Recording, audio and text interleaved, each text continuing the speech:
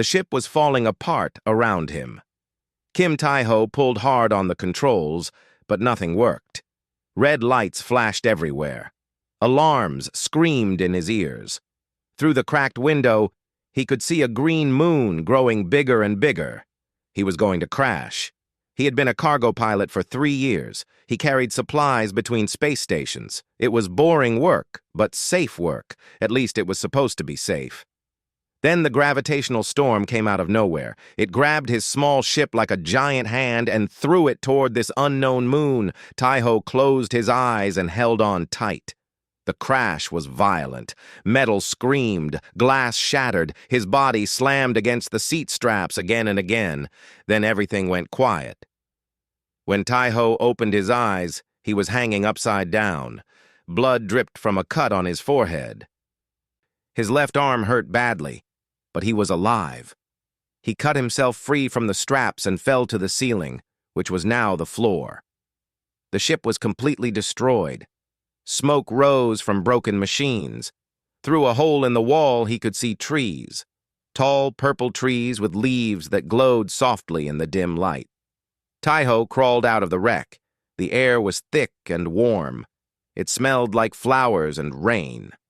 He looked up at the sky. 2 large planets hung there, one blue and one orange. He had no idea where he was. His first thought was the rescue beacon. Every cargo ship had one. If he could turn it on, someone would come for him. He searched through the broken ship for an hour. When he finally found the beacon, his heart sank. It was smashed. The light on it flickered weakly, then died. No one was coming. Tai-ho sat on a rock and looked at his supplies. He had a survival knife, a water bottle, 2 food bars, and a small medical kit. His pistol had only 3 bullets left. This was everything he had. He needed shelter. He needed water. He needed to stay alive long enough to figure out a plan. The forest moon was beautiful but strange. The plants moved even when there was no wind. Small creatures with too many legs watched him from the shadows. Tai-ho walked carefully, his knife ready in his good hand. After 2 hours of walking, he found a cave system hidden behind a waterfall. The water was clean and cold. The cave was dry and warm. It was perfect. Tai-ho made a small fire near the cave entrance. He ate half of a food bar and drank some water. His arm was broken, he was sure of it now. He used parts of his torn shirt to make a sling. It was not good, but it would have to do. That night he heard the screaming. It was not a human scream. It was higher, sharper, like a bird mixed with a child. But there was fear in it. Real fear. Tai-ho grabbed his knife and ran toward the sound. He found them in a small clearing, 5 creatures, each one the size of a large dog with black scales and teeth like needles. They had surrounded something small, something that was crying. It was a child. At least, Tai-ho thought it was a child. She looked almost human, but not quite. Her skin was pale silver. Her eyes were large and the color of moonlight. Long white hair fell past her shoulders. She wore a beautiful robe made of fabric that seemed to shimmer with its own light. She was maybe 6 years old, and she was about to die. Tai-ho did not think. He just moved. He burst into the clearing, screaming as loud as he could. The creatures turned toward him, surprised. He swung his knife at the closest one and cut it across the face. It howled and backed away. The other 4 attacked. Tai-ho fought like a wild man. He kicked, he stabbed, he punched with his broken arm and screamed through the pain. One creature bit his leg. He stabbed it in the eye. Another jumped at his throat. He caught it with his hand and threw it into a tree. He was bleeding from a dozen wounds. His body was on fire with pain, but he did not stop. He could not stop. The child was behind him, crying, and he would not let these monsters touch her. When the last creature finally ran away, Tai-ho fell to his knees. His vision was going dark. He could barely breathe. Small hands touched his face. He looked up. The child was standing in front of him. Her silver eyes were wide with shock. Tears ran down her cheeks. She said something in a language he did not understand. Her voice was soft and musical, like wind through bells. Tai-Ho tried to smile. "It is okay," he said. "You are safe now." She did not understand his words, but she seemed to understand his meaning. She stopped crying. She looked at his wounds with worry in her eyes. Tai-Ho pointed to himself. "Tai-Ho," he said. "My name is Tai-Ho." The child tilted her head. "Tai-Ho?" "Yes, Tai-Ho." He pointed at her. "What is your name?" She understood. She placed a small hand on her chest. "Lyra." "Lyra." Tai-Ho nodded. "Hello, Lyra." She smiled. It was a small smile, still full of fear, but real. Tai-Ho looked at her robes again. The fabric was too fine. The patterns were too complex. This was not a common child. This was someone important. But that did not matter right now. What mattered was that she was alone. She was scared, and those creatures might come back with more of their kind. He stood up slowly, fighting against the pain. He held out his hand to Lyra. She looked at it for a moment, then took it. Her fingers were cold and thin. "Come," Tai-Ho said. "I have a safe place. I will protect you." She did not understand his words, but she held his hand tighter and followed him. They walked through the dark forest together, the wounded human soldier and the alien child he had just saved. Above them, the two planets glowed in the sky like watching eyes. Tai-Ho did not know who this child was. He did not know if help would ever come. He did not know if he would survive his wounds. But he knew one thing for certain. He would keep this little girl safe. No matter what it cost him, no matter how long it took, he would guard her with his life, because that was what humans did. They protected the helpless. They fought for the weak. They refused to give up, even when everything seemed hopeless. And Kim Tai-Ho was very, very human. The first week was the hardest. Tai-Ho's wounds became infected. His body burned with fever.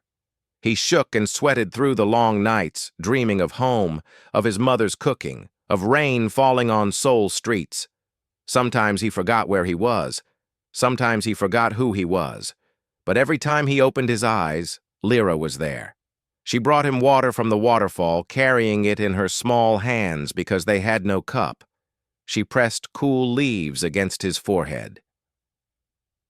She did not understand why he was sick, but she understood that he needed help, and so she helped him, the same way he had helped her. On the 5th day, the fever broke. Tai-Ho woke up weak, but alive. Lyra was sleeping next to him, curled up like a small cat, her silver hair spread across the cave floor. He looked at her for a long moment.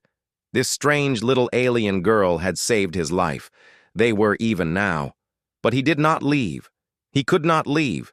She had nowhere to go, and neither did he. The days became a routine. Every morning, Tai-Ho checked the broken rescue beacon, hoping it might somehow start working again. It never did. Then he went hunting. The forest moon was full of life. Some creatures were dangerous, but others were easy to catch. Tai-Ho learned which ones were safe to eat by watching what Lyra avoided. She knew this world better than him. She could not explain things with words, but she could show him with actions. He made simple traps from vines and sticks. He learned to start fires using rocks and dried grass. He found fruits that were sweet and nuts that were filling. Slowly, day by day, they built a small life together. Lyra was scared of him at first. Tai-Ho was big and loud and strange. His skin was the wrong color. His eyes were too small. He made sounds that she could not understand. But fear cannot survive when someone feeds you, keeps you warm, and holds you when you cry. By the 2nd week, she started following him everywhere. By the 3rd week, she started talking to him. Her language was beautiful and complex. Tai-Ho could not make the same sounds with his human mouth, but he tried. He repeated words after her, making her laugh with his terrible pronunciation, and she started learning his words too.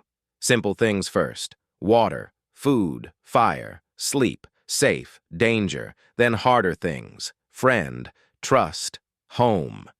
She called him Tay because Tai-Ho was too difficult. He did not mind. It sounded nice when she said it. Tay, she would say, pulling on his sleeve. Tay, look.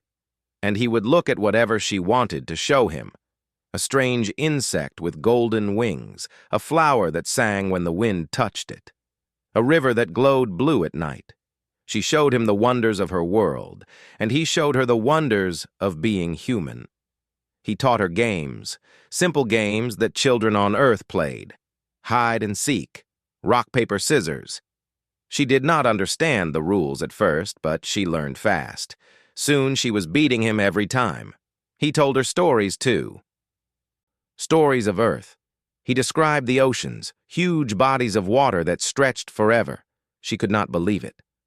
So much water in one place. He described the mountains, giant rocks that touched the sky.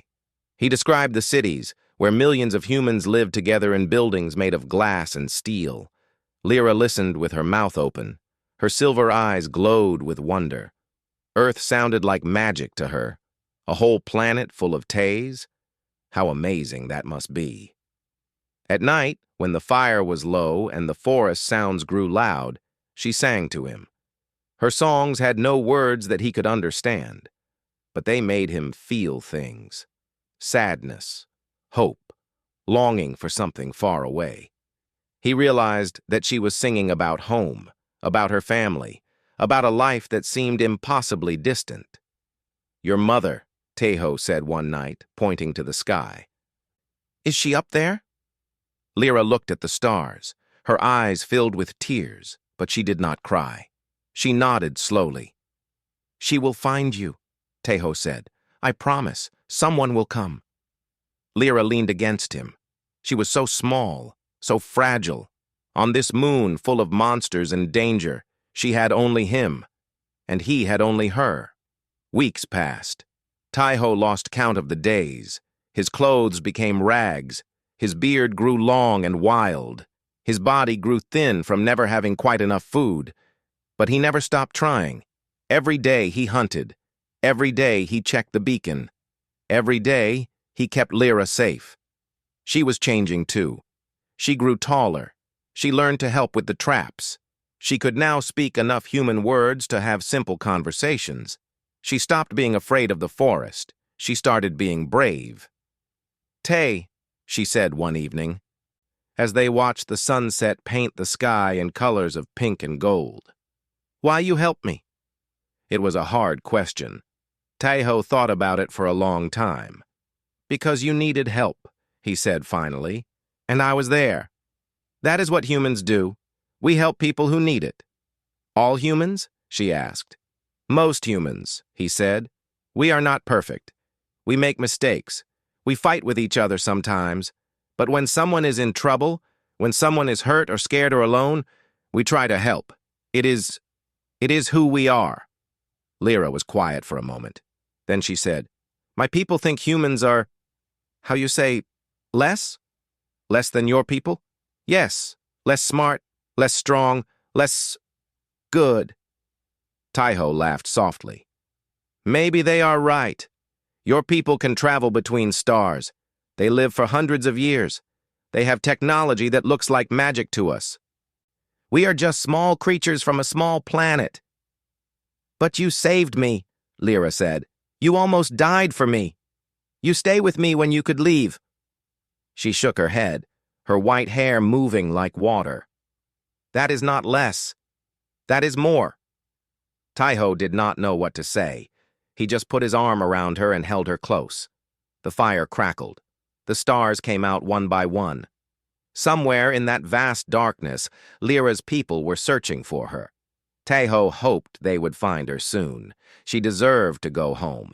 But part of him, a small and selfish part, hoped they would take a little longer.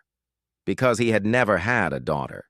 He had never had anyone who looked at him the way Lyra did, with complete trust and love. She was not his blood. She was not even his species. But she felt like family. And on this strange moon, far from everything he knew, Kim Tai-Ho discovered something important. Family was not about blood. It was not about species or planets or languages. Family was about choosing to stay. It was about protecting someone even when it was hard. It was about love that did not ask for anything in return. He looked down at Lyra. She had fallen asleep against his shoulder, her breathing slow and peaceful. "I will keep you safe," he whispered. "I promise." He did not know what tomorrow would bring. He did not know if help would ever come. But he knew that as long as he was alive, nothing would hurt this child. Nothing. The ships came on the 42nd day. Taiho heard them before he saw them. A deep humming sound that made the air shake. He grabbed Lyra and pulled her into the cave, his heart beating fast with hope and fear. Through the waterfall, he watched the sky. 3 silver ships descended through the clouds, graceful and silent. They looked like Lyra's robes, shimmering with colors that did not exist on Earth. These were Valorian ships. Her people had finally come. "Lyra," Taiho said, his voice shaking with emotion. "Your family is here. You are going home." Lyra's eyes went wide. She ran to the waterfall and looked up at the ships. A cry escaped her lips, half joy and half relief. Tears streamed down her face. Taiho felt a strange pain in his chest. He was happy for her. Of course he was happy, but saying goodbye would hurt more than any wound. He did not get the chance to say goodbye. The attack came fast and brutal. Dark shapes fell from the sky like rain. They were soldiers, but not Valorians. These creatures were different, tall, thin, covered in black armor that looked like insect shells. Their faces were hidden behind masks, but their eyes glowed red with cruel intelligence. They hit the Valorian ships with weapons of green fire. One ship exploded in the air. The second crashed into the forest. The third tried to fly away, but they pulled it down with hooks and chains. Lyra screamed. Taiho covered her mouth with his hand. "Quiet," he whispered. "We must be quiet." He watched in horror as the dark soldiers surrounded the crashed ships. They pulled Valorian survivors from the wreckage. Some they killed, others they put in chains. They were looking for something, someone. They were looking for Lyra. Taiho understood now. Lyra was not just any child. She was important enough that someone had sent an army to capture her. These creatures, whoever they were, wanted to use her against her own people. He would not let that happen. "We have to move," he told Lyra. "We have to hide somewhere they cannot find us." They left the cave and ran deeper into the forest. Taiho knew every path, every stream, every hiding place. He had spent 42 days learning this land. Now that knowledge would save their lives. But the dark soldiers were good hunters. They spread out through the forest like oil spreading across water. Their machines floated through the air, searching, scanning, hunting. It was only a matter of time before they found the tracks. Taiho and Lyra reached a narrow canyon as the sun began to set. High walls of stone rose on both sides. There was only one way in and one way out. It was a trap, but it was also a defense. They could not be surrounded here. He stopped and knelt in front of Lyra. Her face was pale with fear. Her whole body was shaking. "Listen to me," Taiho said. "Whatever happens, I need you to hide. Find a crack in the rocks, make yourself small, and do not come out. Do you understand?" "But promise me, Lyra. Promise me you will hide." She nodded, tears running down her cheeks. "I promise." He hugged her tight. She felt so small in his arms, so fragile. He wanted to tell her everything would be okay, but he did not want to lie. "I love you," he said. "You know that, right?" "I love you too, Tay." He let her go. She ran to the rocks and squeezed into a small gap between 2 boulders. Only her silver eyes were visible in the darkness. Taiho turned to face the entrance of the canyon. He had his knife. He had his pistol with 2 bullets. He had a spear he made from a long stick and a sharp stone. Against an army, it was nothing, but it was all he had. They came at dusk. 12 soldiers walked into the canyon. Their armor clicked as they moved. Their red eyes scanned the shadows. The leader was the largest, nearly 3 meters tall. He carried a weapon that hummed with green energy. The leader stopped when he saw Tai-Ho. For a moment, no one moved. Then the leader laughed. It was an ugly sound, like breaking glass. "A human?" the leader said. His voice was strange, like many voices speaking at once. "We are looking for a princess, and we find a pet." The other soldiers laughed too. "I know you have the child," the leader continued. "Give her to us, and we will kill you quickly. Make us search, and we will make you suffer." Tai-Ho raised his spear. His hands were steady, his heart was calm. "You will not touch her," he said. "Not while I am alive." The leader tilted his head. "You would die for an alien child? You are not even the same species. She is nothing to you. She is everything to me." The leader stopped laughing. He studied Tai-Ho with new interest. "Interesting," the leader said. "I have heard stories about humans. They say you are emotional, irrational, that you form bonds with anything, even creatures that would see you as beneath them." He raised his weapon. "I wanted to see if it was true. Now I know." He pointed at Tai-Ho. "Kill him." The soldiers attacked. Tai-Ho moved before they reached him.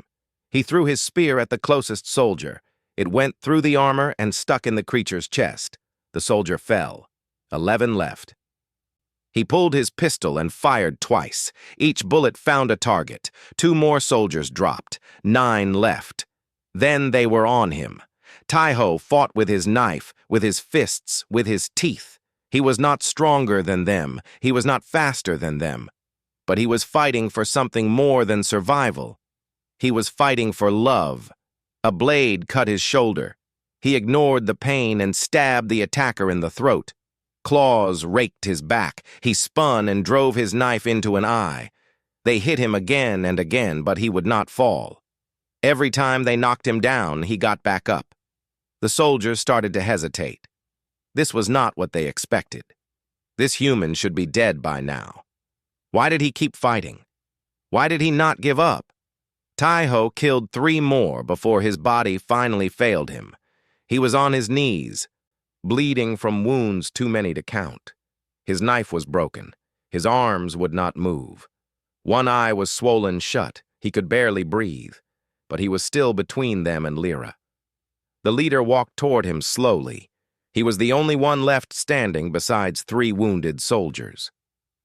"Remarkable," the leader said. He sounded almost impressed. "You killed 9 of my soldiers, a single human with primitive weapons." He raised his blade.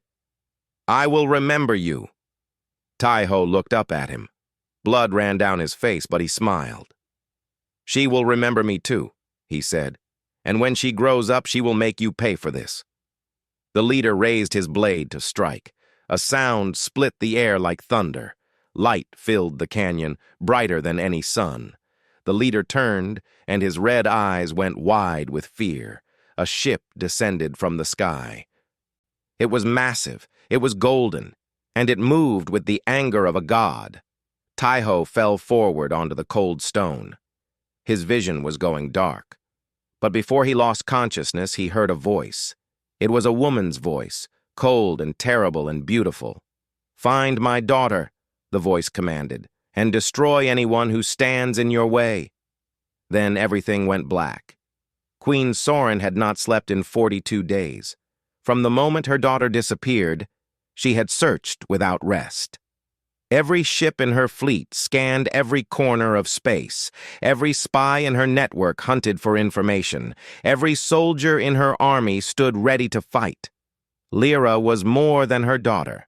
Lyra was hope. She was the future of the Valorian people, and someone had taken her. When the signal finally came from the forest moon, Sorin did not send a general. She did not send an army. She went herself, because some things a queen must do with her own hands. But she arrived too late to save the rescue team. The Drath Collective, her oldest enemy, had been waiting. They had turned a rescue into a massacre. They thought they could take her daughter while she watched. They were wrong. Her flagship descended like judgment from the heavens.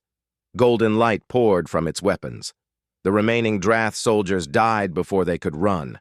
Their screams echoed through the forest, and then there was silence. Soren stepped off her ship before it fully landed. She wore battle armor that glowed with ancient power. Her eyes burned with cold fire. Behind her, 100 royal guards followed, each one deadly enough to destroy an army. "Find the princess," she commanded. "Search every shadow. Leave no stone unturned." They found Lyra in the canyon, hidden between two rocks, exactly where the human had told her to hide. She was crying but unharmed. When she saw her mother, she screamed one word. "Mother!" Soren ran. For the first time in decades, the Queen of Valora ran like a common person. She fell to her knees and pulled her daughter into her arms. Lyra buried her face in her mother's neck and sobbed. "I am here," Soren whispered. "I am here, little one. You are safe now. No one will ever hurt you again." They held each other for a long moment. The guards waited in respectful silence. Even the wind seemed to pause. Then Lyra pulled back. Her face was wet with tears, but her eyes were urgent. "Tay," she said. "Mother, where is Tay?" Soren frowned. "Who is Tay?" "The human. He saved me, Mother. He protected me. He fought the bad ones so I could hide." Lyra grabbed her mother's hand and pulled.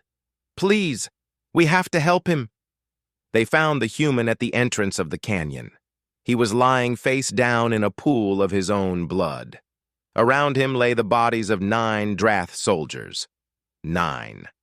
The royal guards looked at the scene with disbelief. One human had killed 9 Drath warriors. With primitive weapons, it was impossible. It was madness. But the proof was there in front of them. Lyra broke free from her mother and ran to the human. She dropped to her knees beside him and turned him over. His face was destroyed. His body was broken in more places than anyone could count. He should have been dead many times over. But he was still breathing. Barely. "Tay!" Lyra cried, holding his bloody face. "Tay, please wake up! Please do not leave me." The human's eyes fluttered open. They were dim and unfocused. But when he saw Lyra, he smiled. A small, peaceful smile. "You are safe," he whispered. His voice was barely a sound. "Good. That is good." His eyes closed again. Soren stood behind her daughter, watching. Her advisors gathered around her, speaking in low voices. "Your Majesty, the human is dying," one said. "We should focus on getting the princess to safety." "He is just a human," another added. "They are lesser beings. His sacrifice was admirable, perhaps, but we owe him nothing. We should leave before more Drath forces arrive." Soren did not respond. She was looking at her daughter. Lyra was holding the human's hand, crying over his broken body like he was family, like he was someone she loved. "Lyra," Soren said softly, "tell me about this human." And Lyra told her everything. She told her mother how Taiho had saved her from the beasts on the first night, how he had fed her when he was starving, how he had kept her warm when he was freezing, how he had taught her games and told her stories and held her when she was scared. She told her mother how he had stayed awake every night so she could sleep safely, how he had tried every day to fix the broken beacon, hoping to send her home, how he had learned her songs and tried to speak her words, even though his mouth could not make the right sounds. She told her mother about the night the soldiers came, how Taiho had told her to hide, how he had stood alone against 12 enemies with nothing but a knife and a broken gun, how he had refused to surrender, refused to run, refused to give her up. "He said he loved me," Lyra said, her voice breaking. "He called me family. He is the bravest person I have ever met. Please, Mother, please save him." Soren was silent for a long time. She had ruled for 200 years. She had seen the rise and fall of empires. She had made decisions that cost millions of lives. She thought she understood the universe. She thought she understood all the species that lived in it. But she did not understand this. A human. A simple cargo pilot from a primitive planet. He had nothing to gain from protecting her daughter. Lyra was not his species, not his people, not his responsibility. By every logical measure, he should have used the child as a bargaining chip. He should have traded her safety for his own. Instead, he had nearly died for her. He had fought an impossible battle, killed 9 elite soldiers, and bought time for rescue to arrive. He had done it for no reward, no payment, no promise. He had done it because he loved a little girl who was not even his. Soren looked at the human's broken body. She looked at the scars on his arms, the wounds on his chest, the blood soaking into the ground. Every mark told a story of sacrifice. Every injury was proof of his devotion. Her advisors said humans were lesser beings, emotional, irrational, weak. But this human had done what no Valorian would do. He had given everything for someone he had no obligation to protect. That was not weakness. That was strength of a kind she had never seen before. "Physician," Soren said. Her voice was calm, but there was iron underneath. "You will save this human." The physician stepped forward hesitantly. "Your Majesty, his injuries are severe. Our medicine is designed for Valorian bodies. There is no guarantee." "I did not ask for guarantees," Soren said. "I gave you an order. Use every resource we have, the best doctors, the most advanced technology. If he dies, you will answer to me personally." The physician bowed deeply. "Yes, Your Majesty." They loaded the human onto a medical platform. Lyra refused to leave his side. She held his hand as they carried him onto the royal ship. She held his hand as the doctors began their work. She held his hand as they flew toward the stars. Soren watched from the doorway of the medical chamber. Her daughter had fallen asleep next to the human, her small hand still wrapped around his fingers. An advisor approached quietly. "Your Majesty, the court will not understand. A human treated like this? There will be questions, objections." "Let them object," Soren said. "This human saved my daughter. He stood alone against impossible odds and did not break. He showed more honor than half my court ever has." She turned to face the advisor, her eyes burning. "He will live. And when he wakes, he will find that the Valorian throne pays its debts." The advisor bowed and retreated. Soren looked at the human one more time. He was so small, so fragile, so impossibly brave. She had sent armies to search for her daughter. She had mobilized a fleet. She had threatened war against anyone who stood in her way. And in the end, one human with a knife had done what all her power could not. He had kept Lyra safe. "Thank you," Soren whispered. It was a word she had not said in a very long time. Then she turned and walked away, leaving her daughter to sleep beside the human who had become her family. Taiho woke to the sound of singing. It was Lyra's voice, soft and gentle, singing one of the songs she used to sing in the cave. For a moment, he thought he was back on the forest moon. He expected to feel the hard ground beneath him, the cold air on his skin, the pain of his wounds. But the ground was soft, the air was warm, and the pain was gone. He opened his eyes. He was lying in a bed made of something that felt like clouds. The room around him was beautiful beyond anything he had ever seen. The walls seemed to be made of light. Strange flowers floated in the air, glowing with soft colors. Through a massive window he could see stars, millions of them, stretching into forever. Lyra was sitting beside his bed, holding his hand. When she saw his eyes open, she screamed with joy. "Tay! You are awake! Mother! Mother! He is awake!" Before Taiho could speak, Lyra threw herself onto him, hugging him tight. He felt her tears on his neck. He felt her small body shaking with happiness. "You slept for so long," she said. 10 whole days. I was so scared, Tay. I thought you would never wake up." Taiho put his arms around her. His body felt strange, different. He looked at his hands and saw that the scars were gone. The broken arm was healed. Every wound, every injury, every mark of his time on the forest moon had disappeared. "What happened?" he asked. "Where am I?" "You are on my mother's ship," Lyra said proudly. "The doctors fixed you. They said you should have died 100 times, but you did not. They said humans are strange." She grinned. "I told them you are the strangest human of all." Taiho laughed. It felt good to laugh. It felt good to be alive. The door opened and a tall woman walked in. She was the most beautiful person Taiho had ever seen. Her skin was silver like Lyra's, but darker, like moonlight on deep water. Her eyes were gold and ancient, full of wisdom and power.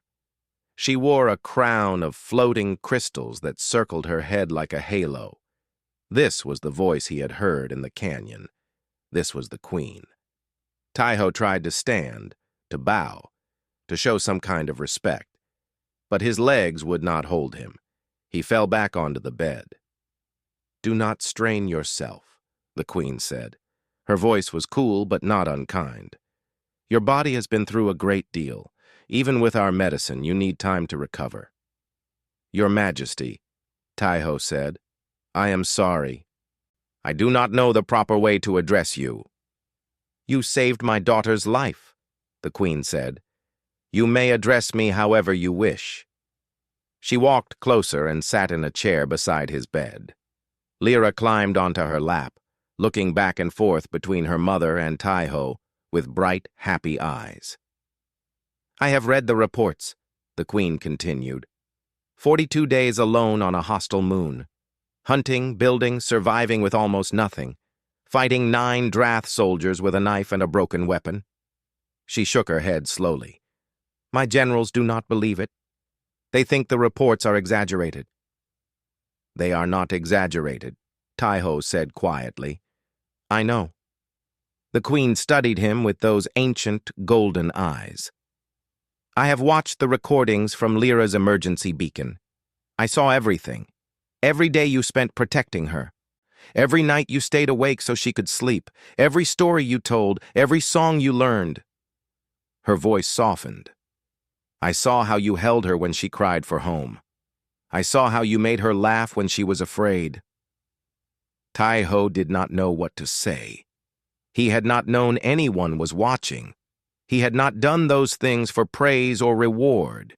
He had done them because they needed to be done. "My advisors say humans are lesser beings," the queen said. "They say you are primitive, emotional, irrational. They say that what you did was foolish, that no sensible creature would risk so much for someone outside their species." She leaned forward. "But I think they are wrong. I think what they call weakness is actually your greatest strength. You love without limits. You protect without calculation. You sacrifice without asking what you will receive in return." She paused. "My people have forgotten how to do that. We have become too careful, too cold. We have lost something that you humans still have." Taiho thought about her words. He thought about his mother back on Earth, who worked 3 jobs to feed him when he was young. He thought about his father, who gave his own coat to a stranger in the winter and caught a cold that turned into something worse. He thought about all the humans he knew, ordinary people who did extraordinary things because someone needed help. "We are not special," he said finally. "We are just human." The queen smiled. It transformed her face. She looked younger, warmer, more like the mother of the little girl on her lap. "Yes," she said, "you are human. And that is exactly why you are special." She stood and held out her hand. "Can you walk? There is something I wish to show you." Taiho took her hand and let her help him up. His legs were weak but steady. Lyra grabbed his other hand, and together the 3 of them walked out of the medical chamber. They walked through hallways of light and crystal. They passed guards who stared at Taiho with confusion and curiosity. They passed servants who whispered to each other, a human walking beside the queen, holding the princess's hand. What was happening? Finally, they reached a massive door made of gold. The queen touched it, and it opened slowly, revealing the throne chamber beyond. Taiho stopped breathing. The chamber was enormous. 1,000 Valorians filled the space, standing in rows that stretched back into shadow. They were nobles, generals, advisors, representatives from 100 worlds, the most powerful beings in the galaxy, gathered in one room, and they were all looking at him. At the far end of the chamber was a throne made of light. It floated above a platform of crystal, radiating power that Taiho could feel in his bones. This was the seat of the Valorian Empire. This was the center of everything. The queen walked forward, and the crowd parted before her. Taiho followed, too shocked to do anything else. Lyra squeezed his hand and smiled up at him. "Do not be scared," she whispered. "Mother likes you." When they reached the platform, the queen climbed the steps and turned to face her people. Her voice rang out across the chamber, strong and clear. "My people," she said, "you know why we are gathered here. 42 days ago, my daughter was lost. You know the fear that gripped our hearts. You know the searches we conducted, the resources we spent, the prayers we offered." The crowd was silent. Every eye was fixed on the queen. "What you do not know is how she survived." The queen gestured to Taiho. "This human, Kim Taiho, found her on the first night. He was wounded, stranded, with no hope of rescue. He could have used her as leverage. He could have abandoned her. Instead, he protected her. He fed her with food he needed for himself. He kept her warm while he shivered. He taught her games and told her stories and held her when she was scared." Murmurs spread through the crowd. Disbelief, confusion, wonder. "When the Drath Collective came for her," the queen continued, "this human stood alone against 12 soldiers, armed with a knife and a broken weapon. He killed 9 of them, 9 elite Drath warriors. He gave my daughter time to hide. He nearly died so she could live." The murmurs grew louder. The generals were shaking their heads. The nobles were whispering to each other. This could not be true. A human could not do such things. "I have the recordings," the queen said firmly. "I have the evidence, and I have my daughter, alive and safe, because of this human's courage." She stepped down from the platform and stood before Taiho. The entire chamber went quiet. "Among our people," she said, "there is an ancient rite, the Oath of the Bound. It has not been performed in 500 years. It is reserved for those who have proven themselves worthy of the highest honor." She placed her hand over Taiho's heart. He could feel the power flowing from her, warm and strange and overwhelming. "Kim Taiho," she said, her voice echoing through the chamber, "I claim you. You belong now to the House of Valora. You are my family, my blood, my own." She raised her voice even louder. "Any who harm this human harm me. Any who dishonor him dishonor the crown. He is no longer a stranger among us. He is one of us, now and forever." The chamber erupted, shouts of protest, cries of disbelief, arguments breaking out everywhere. But Taiho did not hear them. He was looking at Lyra, who was crying again, happy tears. She ran to him and hugged him tight. "You are staying," she said. "You are staying with us forever." Taiho hugged her back. His eyes were wet, too. "I guess I am," he said. The queen raised her hand, and silence fell. "There is more," she said. "From this day forward, Kim Taiho will carry a new title. He will be the Royal Guardian of Valora, the first human ever granted such an honor. He will stand beside the throne and protect our people, as he protected my daughter." She turned to Taiho and smiled.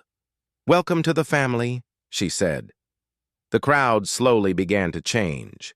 The protests faded. The confusion turned to acceptance. And then, one by one, the Valorians began to bow. Nobles, generals, advisors, 1,000 beings bending their heads to a human. Tai-Ho stood in the center of it all, holding Lyra's hand, feeling overwhelmed and grateful and humble. He was just a cargo pilot. He had just done what anyone would do. But looking at Lyra's smiling face, looking at the Queen's proud eyes, he understood something important. Sometimes doing what anyone would do was exactly what made someone special. Sometimes being human, with all its emotion and irrationality and love, was the most powerful thing in the universe. And sometimes, the smallest acts of kindness could change everything. Far across the galaxy, the story spread. It traveled from ship to ship, planet to planet, empire to empire. The story of a human who saved an alien princess. The story of a soldier who stood alone against impossible odds. The story of a man who was claimed by a queen because he refused to let a child die. And everywhere the story went, people learned something new about humanity. They learned that humans were not weak. They were not lesser. They were something far more dangerous and far more wonderful. They were creatures who loved without limits. And for those they loved, they would fight until the stars went dark.